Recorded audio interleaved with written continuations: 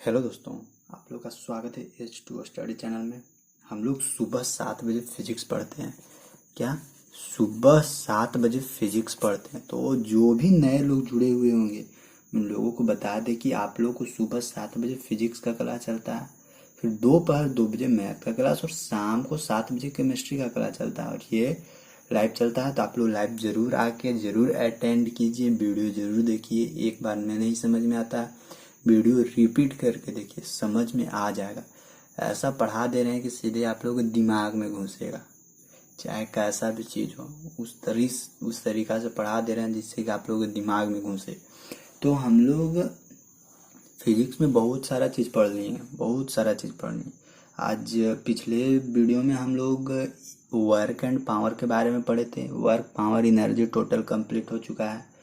फिर हम लोग को उधर 10th का इलेक्ट्रिसिटी, लाइट, फिर ह्यूमन आई, ये सब हम लोग का कंप्लीट हो चुका है। थ्योरी भी कंप्लीट कर चुके हैं, क्वेश्चन भी कंप्लीट कर चुके हैं। वर्क पावर एनर्जी से क्वेश्चन नहीं किए तो करेंगे। और आज हम लोग एक नया टॉपिक शुरू कर रहे हैं। क्या नाम सुना सुना जैसा लग रहा है? ग्रेविटेशन, गुरुत्वाकर्षण। आप लोग भी इसका नाम जरूर सुने होंगे, कहीं ना कहीं तो जरूर सुने होंगे, किसी के मुंह से तो जरूर सुने होंगे कि हाँ एक होता है गुरुत्वाकर्षण। किसका नाम है था बगल वाला, उसका नाम था गुरुत्वाकर्षण, ग्रेविटेशन। तो इसी के बारे में देखते हैं कि क्या होता है नहीं होता है ग्रेविटेशन। देखिए, ग्रेविटेशन एक क्या है, इस एक फोर्स है, उसी को नाम दिया गया है ग्रेविटेशन। अगर पूरा जोड़ा जाए तो बोल सकते हैं ग्रेविटेशनल फोर्स। लेकिन ग्रेविटी ग्रेविटेशन, इसको जब तोड़िएगा ना अलग अलग, तो क्या है ग्रेविटी, ग्रेविटी और क्या एक्शन, ग्रेविटी एक्शन को ही ग्रेविटेशन बोल सकते हैं। और हिंदी में इसका क्या है, गुरुत्वाकर्षण। मतलब क्या, गुरुत्व और क्या आकर्षण, एट्रैक्शन। मतलब कि गुरुत्व मतलब क्या, सेंटर। गुरुत्व मतलब जो पृथ्वी का सेंटर है, ग्रेविटी है, उसकी ओर क्या होना, हर एक चीज को आकर्षित होना, उसके ओर क्या होना, अट्रैक्ट होना। वही तो कहलाता है क्या, गुरुत्वाकर्षण। गुरुत्वाकर्षण कहने का मतलब क्या, कि पृथ्वी का जो सेंटर है, उस सेंटर की ओर जितना भी ऑब्जेक्ट है वो सब क्या है, सब उसको क्या कर रहा है, खींच रहा है, अट्रैक्ट कर रहा है सेंटर की ओर। हर एक ऑब्जेक्ट को पृथ्वी खींच रहा है, और वही जो खींचता है उसी को हम लोग क्या बोलते हैं, उसी प्रोसेस को बोलते हैं हम लोग ग्रेविटेशन, गुरुत्वाकर्षण। और जिस बल के थ्रू खींचता है उसको हम लोग क्या बोलते हैं, ग्रेविटेशनल फोर्स। तो स्टार्ट करते हैं। सबसे पहला एक साइंटिस्ट आया थे, कौन, गैलीलियो, नाम था गैलीलियो।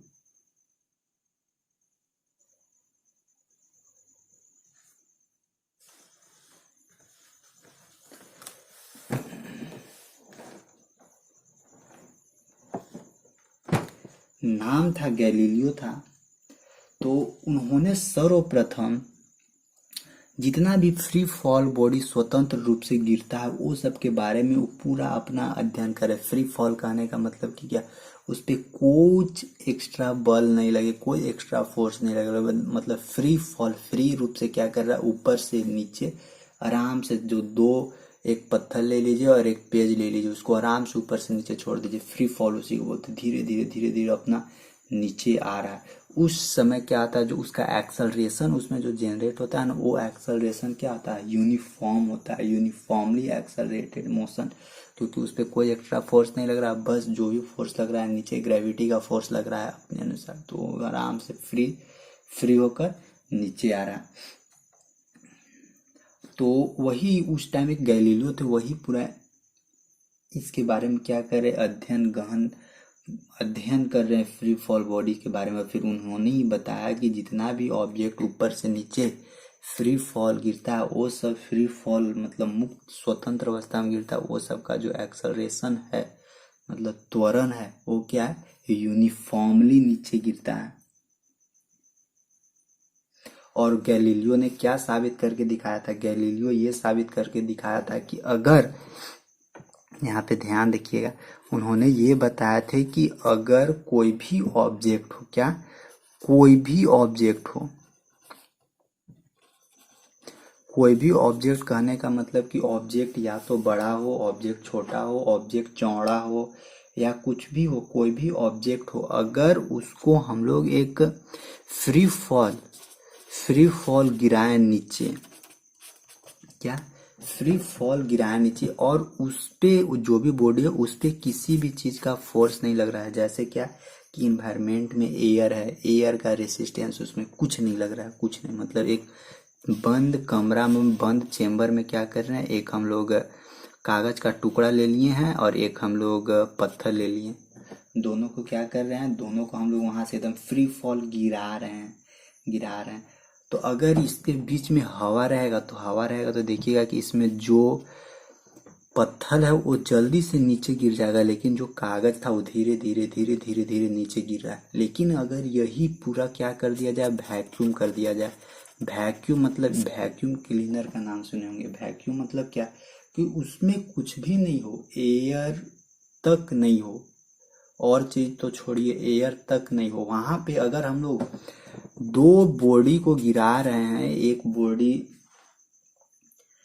दो बॉडी के गिरा रहे हैं, मास कुछ भी हो, दोनों को गिरा रहे हैं, तो वो हमेशा ध्यान रखिएगा को नीचे दोनों एक साथ गिरेगा। अगर उसमें हम लोग वैक्यूम कर दे, उसको निर्वात कर दे, और निर्वात नहीं करते उस टाइम क्या होता है कि जो बड़ा बड़ा ये जो कागज का टुकड़ा था उसका सरफेस एरिया क्या होता है, ज़्यादा होता है, सरफेस एरिया ज़्यादा होने के चलते नीचे से एयर का प्रेशर लगता है, जिसके चलते वो आराम से धीरे धीरे धीरे नीचे आता है। आप लोग भी एक छत पे चढ़ लीजिएगा, वहां से एक पेज ले लीजिएगा फाड़ के, अच्छा वाला पेज लीजिएगा, और एक कंकड़ ले लीजिएगा, दोनों को छोड़िएगा तो देखिएगा कंकड़ आराम से नीचे तुरंत आके गिर गया, लेकिन पेज क्या है, उड़ियाते रह रहा है, उड़िया उड़िया के आ रहा है नीचे। क्यों वैसे हो रहा है, क्योंकि उसका जो सरफेस एरिया है पत्थर की अपेक्षा ज़्यादा सरफेस एरिया, जिसके चलते नीचे से जो एयर का रेसिस्टेंस है, वायु का प्रतिरोध उस पर ज़्यादा लग रहा है, जिसके चलते वो आराम से धीरे धीरे धीरे नीचे आ रहा है।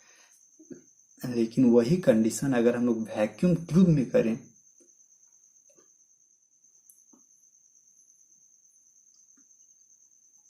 तो वहां पे आप लोग देखिएगा कि दोनों दोनों अगर सेम हाइट से गिरा रहे हैं तो दोनों एक साथ नीचे जमीन को छुएगा। ये कौन बताए थे, ये गैलीलियो गैलीलियो ही बता के गए थे।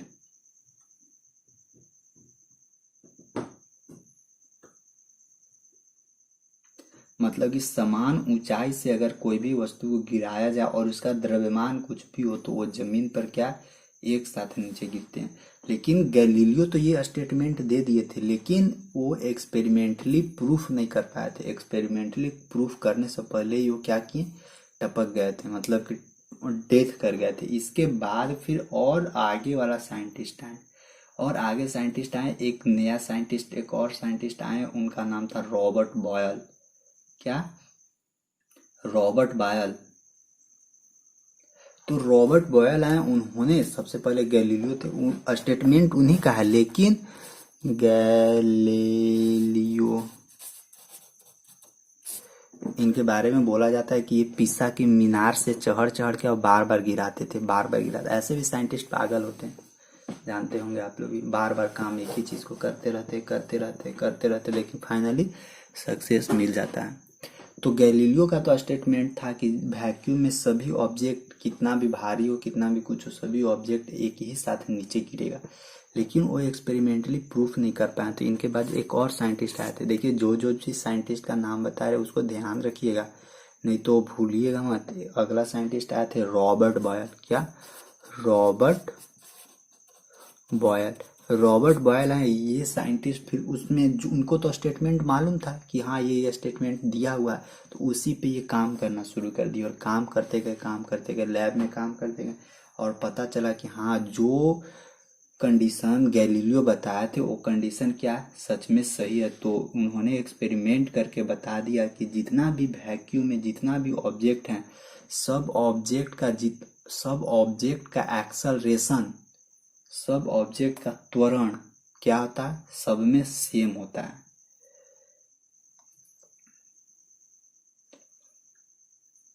समझे? तो उन्होंने एक्सपेरिमेंट करके हम लोग बता दिए थे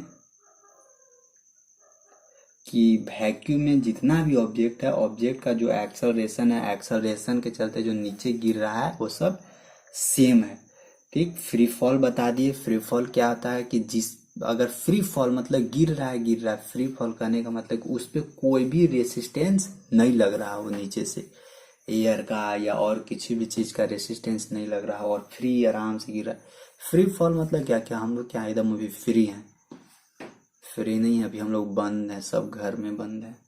तो फ्री फॉल उसी को बोलते हैं कि जिसको कोई रोके टोके कोई नहीं रोक टोक सकता है, वो आराम से अपना मर्जी से बढ़ रहा है, उसी को बोलते हैं हम लोग फ्री फॉल।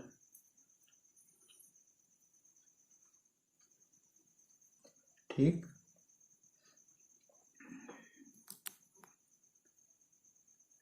अब फिर यहाँ तक तो ग्रेविटेशन तक तो समझे, ग्रेविटेशन गुरुत्वाकर्षण। फिर आप लोग साइंटिस्ट के बारे में भी बताएं, कौन कौन साइंटिस्ट क्या क्या काम किए। इसके बाद फिर इसमें ध्यान रखिएगा, एक होता है जी, गुरुत्वाकर्षण, एक्सलरेशन ड्यू टू ग्रेविटी, मतलब गुरुत्वीय त्वरण होता है। एक्सलरेशन ड्यू टू ग्रेविटी, जो भी मुक्त रूप से जो भी फ्री फॉल बॉडी नीचे गिरता है उस पे पृथ्वी एक एक क्या उस पे फोर्स लगाता है। फोर्स या नहीं, हम अभी क्या बोले थे कि जितना भी वैक्यूम में जितना भी ऑब्जेक्ट है, सब ऑब्जेक्ट का एक्सलरेशन, सब ऑब्जेक्ट का त्वरण क्या है, समान होता है। तो त्वरण यहाँ बोलेंगे नहीं, यहाँ क्योंकि ग्रेविटी का बात कर रहे हैं इसलिए यहाँ पे हम लोग एक्सलरेशन ड्यू टू ग्रेविटी बोलेंगे, क्योंकि ग्रेविटी के चलते उसमें एक्सलरेशन आ रहा है और एक्सलरेशन सभी ऑब्जेक्ट पे क्या होता है, सेम होता है। तो यहाँ से ध्यान रखिएगा, एक्सलरेशन ड्यू टू ग्रेविटी यानी जी का मान सभी ऑब्जेक्ट के लिए सेम होता है। वो कितना होता है, 9.8 मीटर पर सेकेंड स्क्वायर, और मीटर पर सेकेंड स्क्वायर एक्सलरेशन का ऐसा यूनिट है, त्वरण का ऐसा यूनिट है मीटर पर सेकेंड स्क्वायर। तो याद रखिएगा सभी ऑब्जेक्ट के लिए जी क्या सेम लगता है, 9.8 मीटर पर सेकेंड स्क्वायर। इसको हम लोग acceleration due to gravity G भी बोलते हैं।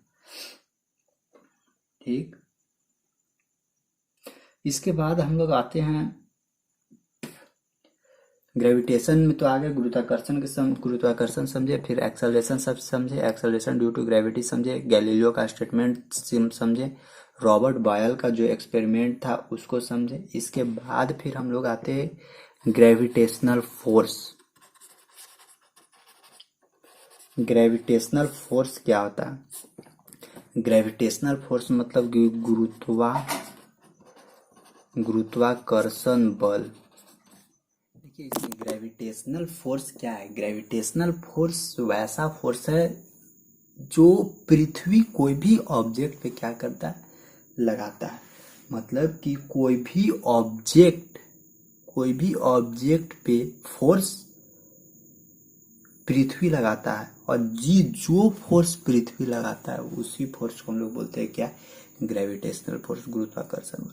तो गुरुत्वाकर्षण बल नाम किसने दिया था, याद रखिएगा, गुरुत्वाकर्षण बल का नाम कौन साइंटिस्ट दिए थे और कौन दे सकते हैं, न्यूटन के छोड़ा के। तो एक चीज यहां से ध्यान रखिएगा कि न्यूटन 1667 ईस्वी में ही ये नाम दे दिए थे। वो भी एक स्टेटमेंट दिए थे ग्रेविटेशन के बारे में कि जितना भी ऑब्जेक्ट है सब ऑब्जेक्ट में एक दूसरे को अपनी ओर अट्रैक्ट करने का कैपेसिटी होता है। जैसे पृथ्वी क्या, अब देखिए यहाँ जो ये स्टेटमेंट है, जितना भी ऑब्जेक्ट है सब ऑब्जेक्ट में एक दूसरे को अट्रैक्ट करने का कैपेसिटी होता है। इसका स्टेटमेंट समझिए, और इसको अगर रियल लाइफ में उतारिएगा तो गर्ल्स को बॉय अट्रैक्ट करती है और बॉयज को गर्ल्स, मतलब क्या, दोनों का अट्रैक्शन इसी तरह से तो होता है। मान लेते हैं एक को, मतलब दोनों को एक ऑब्जेक्ट मान ले, तो ये उसके दोनों के बीच अट्रैक्शन होता है। इसी तरह से गैलीलियो भी यही स्टेटमेंट दिए थे, सॉरी गैलीलियो ने, न्यूटन, कि जितना भी ऑब्जेक्ट है सब एक दूसरे को क्या करता है, सब एक दूसरे को अट्रैक्शन करना चाहता है, और उसी में जो ज्यादा पावरफुल होता है वो कम पावर वाले को क्या करता है, अट्रैक्ट कर लेता है। ये कंडीशन यहाँ होता है, जो फिजिक्स है उसमें क्या आता है कि ज्यादा मास वाला ऑब्जेक्ट कम मास वाला को, जिसका कम द्रव्यमान है, उसको क्या करता है, अपनी ओर अट्रैक्ट कर लेता है। लेकिन रियल लाइफ में ऐसा नहीं होता, जबरदस्ती आप नहीं कर सकते हैं। दोनों का मन रहेगा तभी ठीक है, नहीं तो जबरदस्ती ठीक बात नहीं रहता है। ठीक, इसको जरूर समझिएगा, नहीं तो नहीं कहानी कॉल उठा रही है, ऐसे वैसे मत कीजिएगा। इसलिए जबरदस्ती नहीं करना। यहाँ क्या होता है, यहाँ मानते हैं कि जबरदस्ती हो रहा है क्योंकि इसके पास मास ज़्यादा है, इसके पास कैपेसिटी ज़्यादा है, लेकिन रियल लाइफ वाला कैपेसिटी ज़्यादा कम वो समय के अनुसार बता देता है कि किसके पास कितना कैपेसिटी, किसके पास कितना कैपेसिटी नहीं है, उस समय सब चीज़ करवा देता है। लेकिन जो ग्रेविटेशन है उसमें ध्यान रखिएगा, गैलीलियो यही स्टेटमेंट दिए थे कि जितना भी दुनिया का जितना भी ऑब्जेक्ट है सब एक दूसरे को क्या करता है, सब एक दूसरे के बीच में अट्रैक्शन होता है, सब एक दूसरे को आकर्षित करता है। और जो पृथ्वी दूसरे ऑब्जेक्ट को अपनी ओर खींचता है, जिस फोर्स के चलते खींचता है, उस फोर्स को हम लोग क्या बोलते हैं, ग्रेविटेशनल फोर्स। और जो रियल लाइफ वाला है उसको क्या बोलते हैं, लव, प्यार। प्यार हो गया उससे, इसलिए उसको हम अट्रैक्ट कर रहे हैं अपनी ओर, यही तो बोलते हैं। मेरे से बेहतर आप लोग जानते होंगे, पता नहीं, मेरे को आइडिया नहीं है उतना, लेकिन हाँ इतना आइडिया है कि आप लोग को फिजिक्स और जो रियल लाइफ है इसके बीच में आप लोग को रिलेट करवा सके। अब देखिए, तो यहाँ से तो ये पता चल गया कि ऑब्जेक्ट, हर एक ऑब्जेक्ट एक दूसरे को अपनी ओर अट्रैक्ट करता है। अब यहाँ पे देखिए, जो अट्रैक्शन है वो किस पे डिपेंड कर रहा था, ऑब्जेक्ट के मास पे, कि किसके पास कितना ज्यादा है। तो जो भी ग्रेविटी फोर्स लगा रहा है वो किस पे डिपेंड करता है, ऑब्जेक्ट पे, कि ऑब्जेक्ट कितना भारी है कितना कम भारी है, उसी के अनुसार उस पे ग्रेविटी फोर्स लगेगा। तो एक चीज याद रखिएगा, ग्रेविटेशनल फोर्स ऑब्जेक्ट पर डिपेंड करता है, जिसका जितना ही जो जितना ही भारी रहेगा उस पर उतना ही ज्यादा ग्रेविटेशनल फोर्स लगेगा।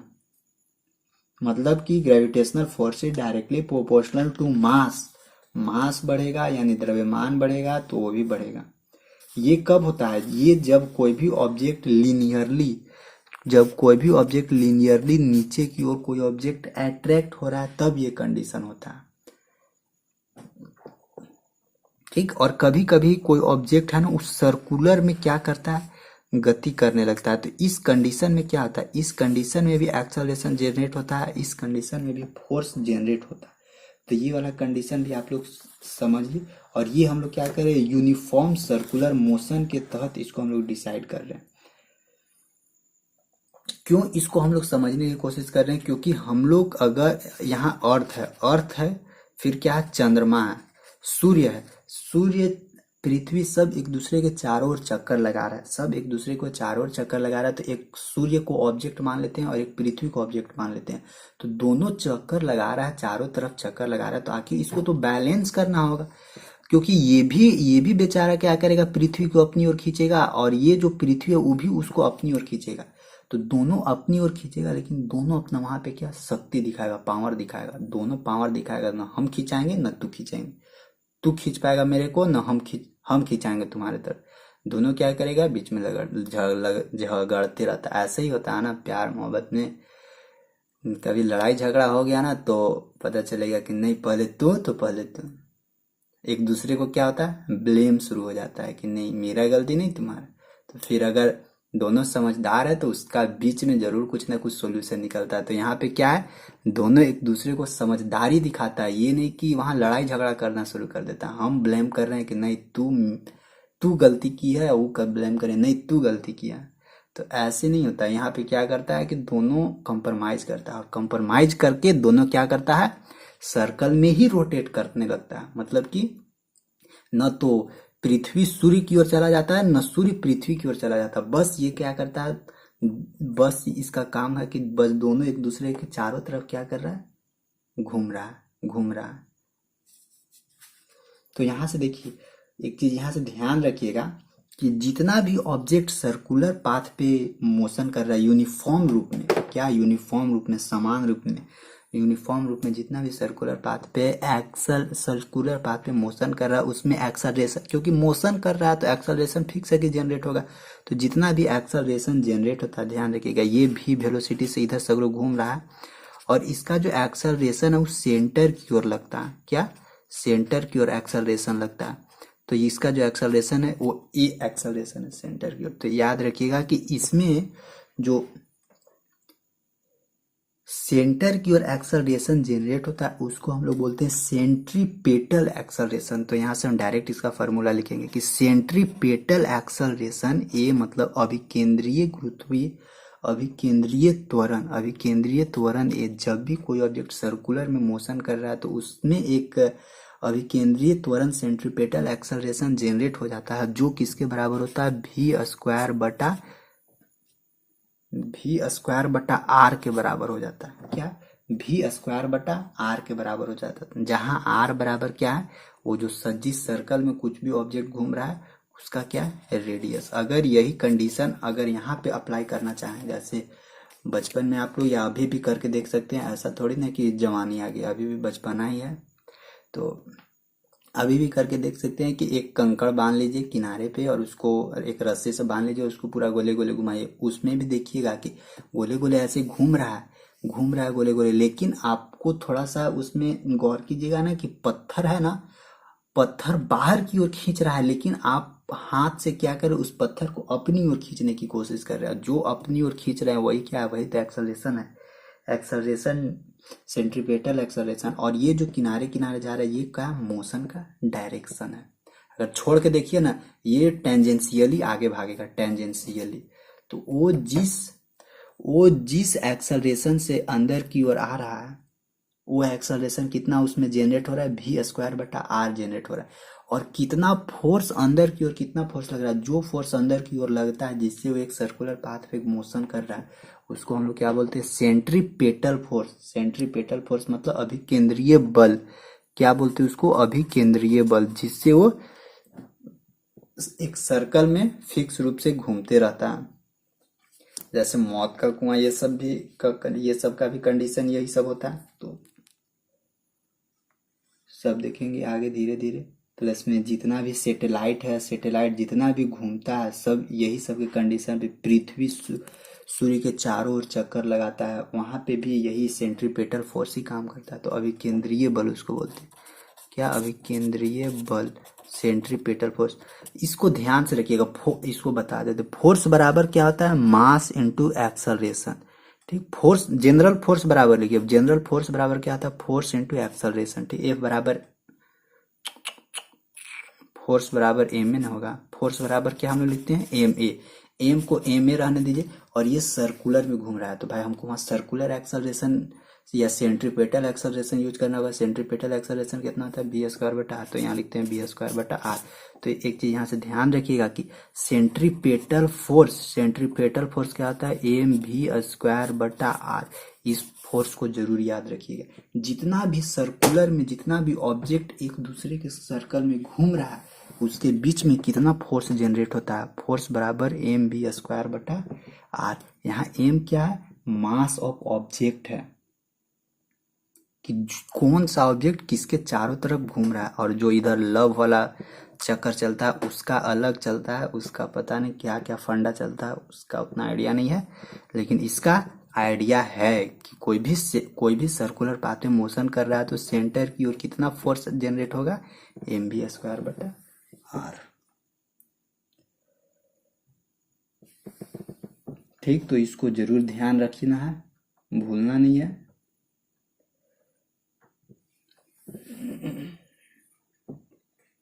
सेंट्रीपेटल मतलब समझे कि केंद्र की ओर खोजने वाला, सीकिंग द सेंटर, क्योंकि उसी तरफ क्या लगता है, सेंटर की ओर ही तो फोर्स लगता है। तो ये जो सेंट्रीपेटल है वो हमेशा सेंटर ही खोजता है,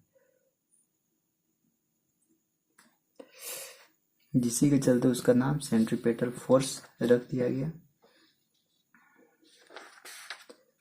बस अब फिर और आगे अब बढ़ेंगे बात, सेंट्रीपेटल फोर्स हो गया, एक्सेलरेशन हो गया, एक्सेलरेशन ड्यू टू ग्रेविटी हो गया, सेंट्रीपेटल एक्सेलरेशन हो गया, ये सब बता दी। अब थोड़ा सा सर आइजक न्यूटन के बारे में सीखिएगा। बाबू न्यूटन बहुत पता नहीं कहाँ से इतना दिमाग आ गया था, 25 साल में ही ये सब चीज लिख पढ़ दिए। जितना लॉ ऑफ मोशन है, जितना ग्रेविटी के बारे में है, एक दूगो बुक भी लिख दिए। ऑप्टिक्स, जितना ऑप्टिक्स पढ़ना था वो लिख दिए, जितना कैलकुलस पढ़ना है वो सब। 25 साल में पता नहीं कैसे कहाँ से इतना दिमाग आया था। बहुत फिजिक्स में इनका बहुत बड़ा योगदान है, बहुत बड़ा योगदान है। इनके बारे में उतना पढ़ेंगे नहीं, ऐसे भी क्या है। 1642 ईस्वी में जन्मे थे और 1727 ईस्वी में मर गए। आप लोग बताइएगा कितना दिन तक जिंदा रहे थे। 1642 में जन्मे थे और 1727 में मर गए थे, तो आप लोग को बताना है कि कितना दिन वो जिंदा थे। ठीक।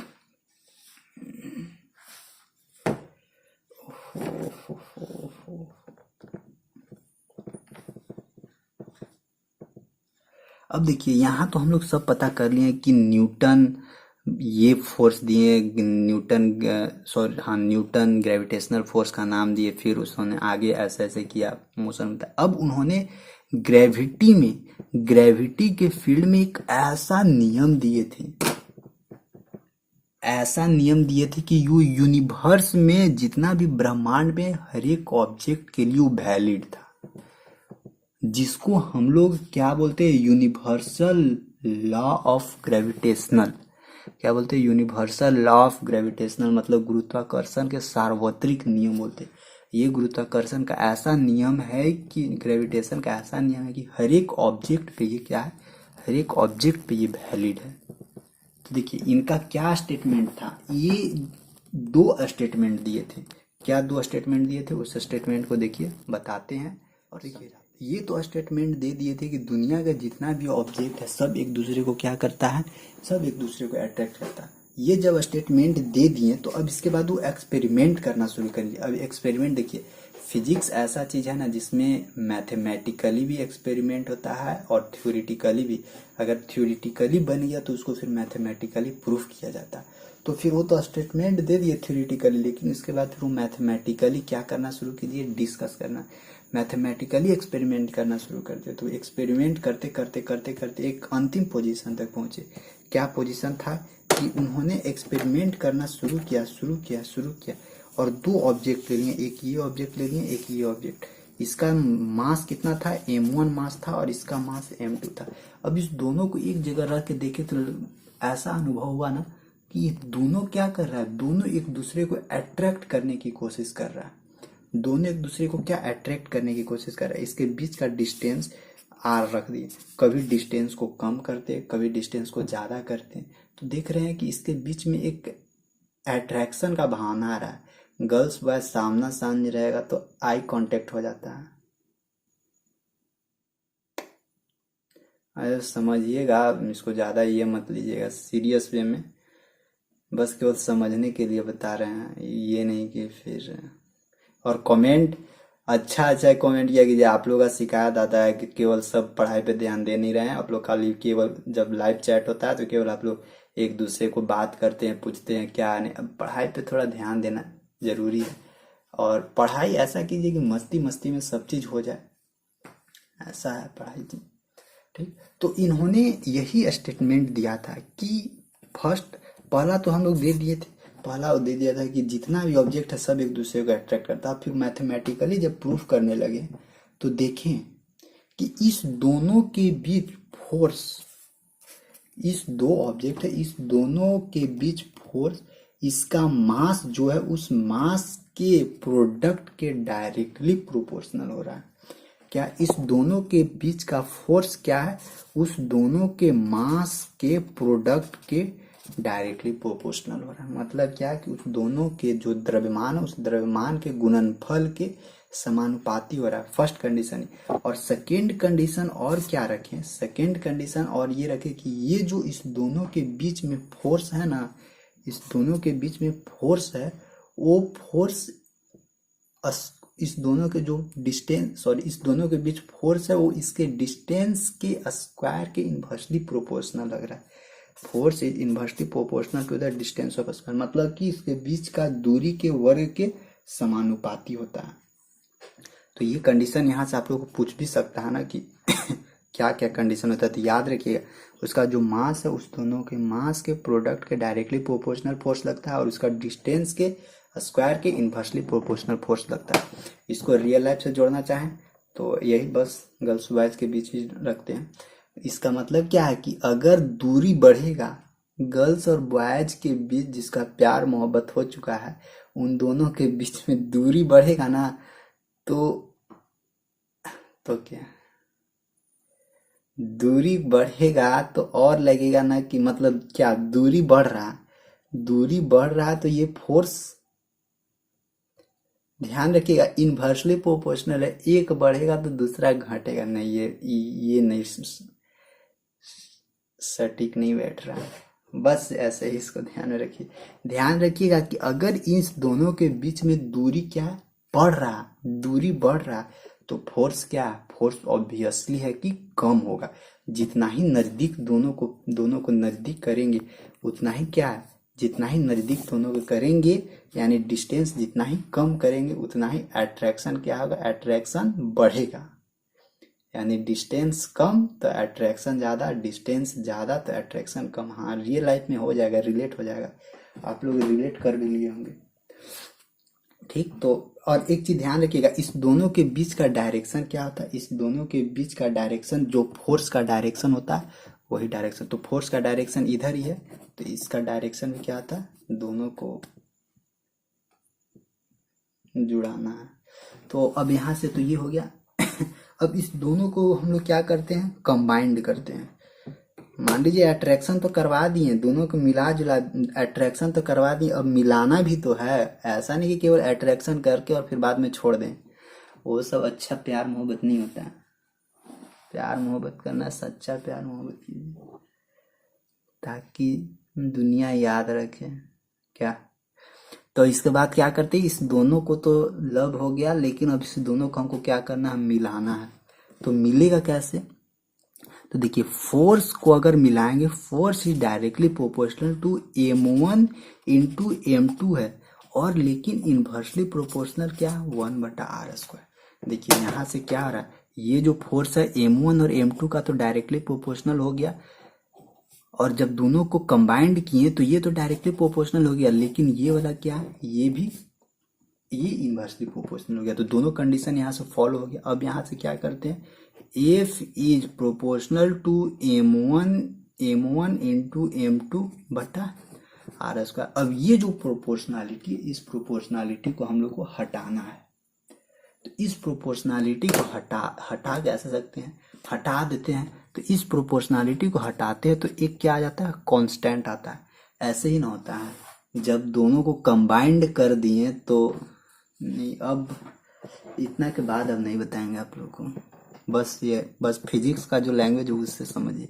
तो एफ बराबर क्या हो जाएगा, जब प्रोपोर्शनलिटी हटाएंगे तो एक कांस्टेंट आ जाता है, क्या, जी आ जाता है। जी कांस्टेंट आ गया, और m1 इंटू m2 का r² हो गया। और ये जो जी कांस्टेंट है, इसको हम लोग बोलते हैं यूनिवर्सल ग्रेविटेशनल कांस्टेंट, गुरुत्वाकर्षण सार्वत्रिक गुरुत्वाकर्षण नियतांक बोलते हैं, यूनिवर्सल ग्रेविटेशनल कांस्टेंट या ग्रेविटेशनल कांस्टेंट बोलते हैं। तो जी क्या है, जी एक नियतांक या कांस्टेंट है, जिसका नाम क्या आता है, गुरुत्वाकर्षण नियतांक।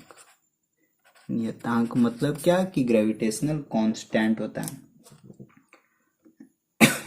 और यूनिवर्स में जितना भी ऑब्जेक्ट है, सब ऑब्जेक्ट के लिए जी क्या है, सब ऑब्जेक्ट के लिए जी सेम है, किसी के लिए कम तो किसी के लिए ज्यादा, ऐसा कुछ नहीं है।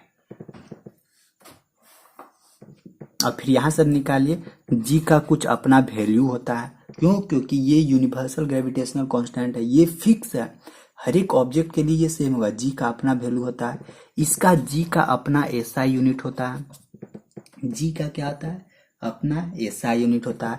ये जो जी का जितना वैल्यू होता है, इस जी के वैल्यू को किसने खोज किया, जी के वैल्यू को कौन साइंटिस्ट है जिन्होंने खोज के निकाला, ये सब अब क्या करना है, आप लोग को बताना है नीचे, कहाँ, कमेंट करके।